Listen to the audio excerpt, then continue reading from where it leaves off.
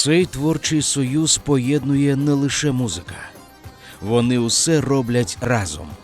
Разом мандрують і обожнюють національну кухню. А ще вони разом вболівають за кримсько-татарський народ.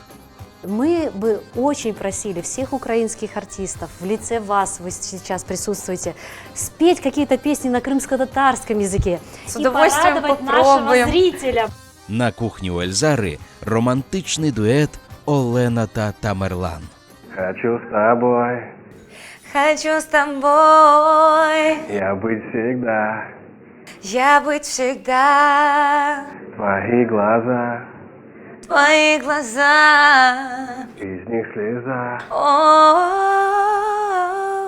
А Джібебер у неділю, 27 березня о 10:00. Кухня з перчинкою на каналі АТR.